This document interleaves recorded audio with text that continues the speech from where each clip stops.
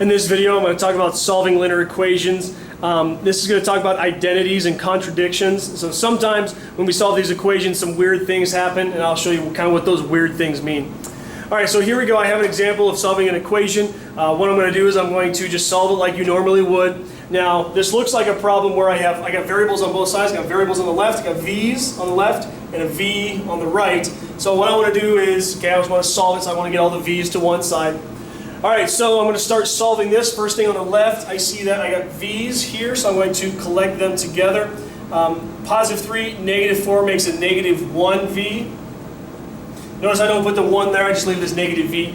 The 1 is kind of redundant. All right, and on the right side, I'm going to distribute that negative. This makes negative 5 minus v.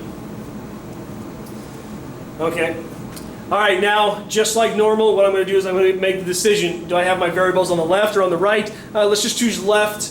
So what I want to do is I want to move all my variables to the left side. This one's on the left. I got to move this one to the left side. So a negative v, I got to add v to both sides, add v to both sides. Okay, so now what happens is that's 0, that's okay. So this equals negative 5. But then this happens here. Negative v plus v gives me 0. So that actually goes away. And that's what's weird. I mentioned at the beginning of this video, sometimes weird things happen. And in this case, what happened is that the variables went away. What does that mean? Well, in this case, what that means is that, well, we have two things it could mean. It's either an identity or a contradiction. Which one is it? Well, look at what we just have here. Look at the bottom of what we've just solved. Negative 9 is equal to negative 5. Negative 9 is equal to negative 5. That is never true. This here is never true. Negative 9 is never going to be equal to negative 5. Those are two very different numbers. So that's never going to be true. So as you're solving these equations, if you get to something weird like this, you can actually use this weirdness to kind of evaluate what this is. If this is never true, this is what we call a contradiction. Okay? If this is never true, this is what we call a contradiction. So basically what this means is that there is no number, so here's a v, here's a v, here's a v. There is no single number that we can plug in to each one of these variables and get the same thing on the left side and on the right side. So basically means that that the variable is not equal to any number that we can find. Okay? So that's what a contradiction is. If you find something that's never true, it's a contradiction, which means we can't, there is no answer to it. Okay, so let's do another one. Let's do another example.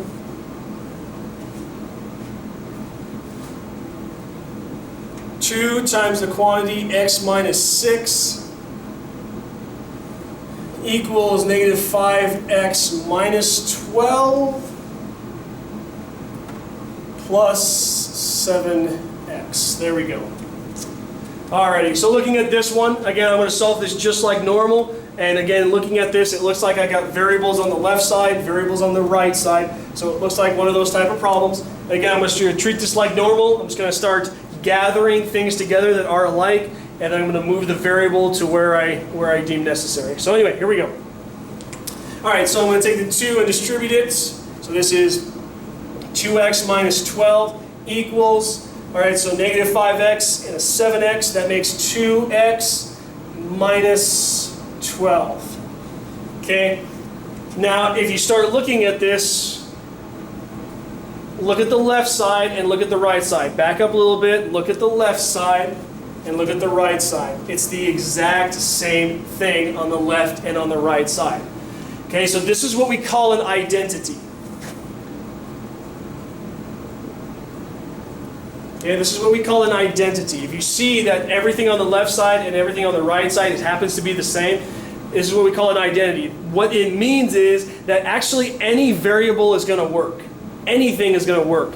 I can plug in the number 5. So if I put a 5 here, 2 times 5 is 10, 10 minus 12 is negative 2.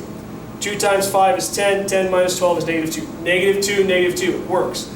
I can plug in whatever number I want to, and it's always going to work. Okay, that's kind of the definition of identity.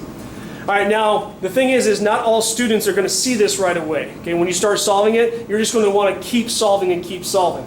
All right, so If you want to keep solving, I'm just going to go through the normal process. So I have everything gathered. So now I want to decide, all right, let's get all the variables on the left side. That's traditionally what students like to do. So let's subtract 2x, take this x and move it over to the other side. So subtract 2x, and what happens is all the x's go away. So now this looks like a contradiction, but if you look at the very last line here, we have negative 12 is equal to negative 12. Negative 12 is equal to negative 12, which is actually very different from our first example. In this case, negative 12 is always equal to negative 12. This always happens. Negative 12 and negative 12 are the same number. Okay, so we can see the difference between the contradiction last time and the identity this time. So if it's always true, that makes it an identity. Okay? And again, definition of identity is every number is going to work. What we also say in math land is that all real numbers are solutions. All real numbers are solutions. So again, you can plug in whatever you want to, and you're going to get the same thing on the left side and on the right side. Okay, so that's how you find identities. That's how you find contradictions. And there's a couple of examples of both of them. It basically comes down to what you see at the very end. At the very end, is it always true? Then it's an identity. If it was never true, like our first example, if it's never true, then it's a contradiction.